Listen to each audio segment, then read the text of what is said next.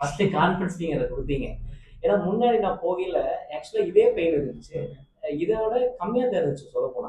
இதோட கம்மியான பெயின்ல தான் நான் ஒரு வேற பக்கம் போயிருந்தேன். I don't want to reveal the name. But அப்ப போகையில என்னன்னா,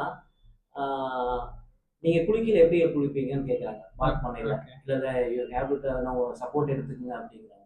சப்போர்ட் நீங்க குனிஞ்சு வந்து நீங்க பக்கெட் எடுக்கக்கூடாது. நீங்க இது பண்ணக்கூடாது. நீங்க கீழேயே குனியக்கூடாதுங்க.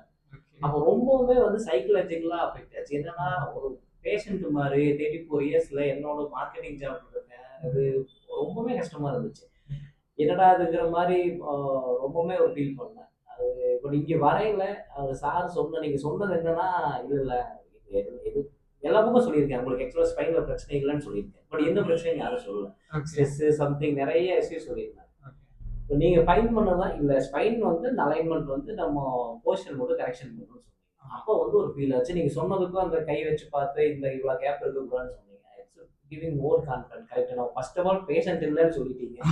ஒரு 2 வீக்ஸ் தான் கேட்டீங்க. நான் அப்போ கூட உங்களுக்கு கொஸ்டின் நான் கேட்டிருந்தேன். சார் என்ன சார் இது நிறைய பக்கம் போயிருக்கேன், திரும்ப வராதான் இது எனக்கு நீங்க 1 மந்த் கூட எடுத்துக்கங்க, திரும்ப வராதான். 2 வீக்ஸ் மட்டும் எனக்கு கொடுங்க. ஏன் அந்த டெலிங் என்னன்னா அப்போ 2 வீக்ஸ் முன்னாடி சொன்னாரு. 2 வீக்ஸ் மட்டும் எனக்கு கொடுங்க, திரும்ப வராத மாதிரி பார்த்துக்கலாம். Now I'm feeling literally no more patient அப்படிங்கிற மாதிரி இருக்கு. அந்த ஸ்பைன் கரெக்ஷனும் பார்த்தீங்கன்னா மோர் தென் 90% சரியா இருக்குன்னு சொல்லியிருக்காங்க. எக்ஸசைஸ் டீச் பண்ணியிருக்காங்க. ஸோ ரெகுலராக அதை பண்ணையில் டெஃபினட்டாக இதுல இருந்து ஆல்மோஸ்ட் வெளியே வர மாதிரி இருக்கு. வந்துட்டீங்க அவ்வளோதான். இதுக்கு அகைன் இந்த மாதிரியான கம்ப்ளைண்ட் திரும்ப வராது. கான்ஃபிடென்ட்டாக இருங்க. உங்களோட வேலையை எந்த திங்கிங்குமே இல்லாமல் நமக்கு பெயின் வருமா வராதா அப்படின்னு திங்கிங்கே வேணாம். அந்த சைக்கலாஜிக்கல் திங்கிங்கே வேணாம். அதுதான் நம்மளை பேஷண்ட்டாக மாற்றிட்டே இருக்கும். அதனால ஃப்ரீயாக நீங்கள் உங்கள் ஒர்க்கை பாருங்கள். எல்லா ஒர்க்குமே நீங்கள் பண்ணலாம். சரிங்களா? எல்லா வெயிட்டுமே கேரி பண்ண. நீங்கள் குனிஞ்சு வெயிட்டு தூக்குனா தான் நம்ம ஸ்பைன் ஸ்ட்ரென்த் ஆகும். குனிஞ்சு நான் வெயிட்டே தூக்கலாம் எப்படி ஸ்பைன் ஸ்ட்ரென்த் ஆகும்? அது ஒரு ரோபோட்டிக் பாஸ்டர்லேயே இருந்துடவே கூடாது எப்பவுமே. நம்ம ஃப்ரீயாக நீங்கள் எல்லா மொபிலைஸும் பண்ணுறீங்க, மூவ்மெண்ட்டை பண்ணிகிட்டே இருக்கீங்க அப்படின்னா தான் என்னோட மசில் ஸ்ட்ரென்த் ஆகும். இல்லைன்னா என் மசில் வீக் ஆகிட்டே தான் இருக்கும். அதனால பெரிய அளவு யோசிக்காதீங்க. கம்ப்ளீட்டாக நார்மல் ஆகிட்டீங்க. அகைன் இது மாதிரி திரும்ப எதுவும் வராது. இப்போ குளிச்செல்லாம் தண்ணி எப்படி குளிக்கிறீங்க? இப்போ நார்மலா இருக்கேன். என்ன சொல்றது, இப்போ ஈவன் சொல்ல போனா ஒரு ஈவன் திருப்பூர் வரைக்கும் கார் ஓட்டிட்டு போறதுக்கு யோசிப்பேன், ஓட்ட முடியுமா அப்படின்ட்டு.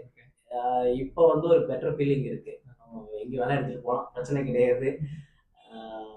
நார்மல் ஆக்டிவிட்டிஸ் பண்றது மோர் கான்ஃபிடன்ட் இருக்கு. என்ன சொல்றது, பட் இன்னும் மந்த்லி ஒன்ஸ் வந்து இந்த ரெஜுவனேஷன் தெரப்பி மாதிரி தான் நான் கன்சிடர் பண்றேன். நீங்க அந்த கொடுத்த அந்த கம்ப்ளீட் பேக்கேஜா இருக்கு. அந்த ஃபுல் பாடி இது வந்து monthly once and going to take.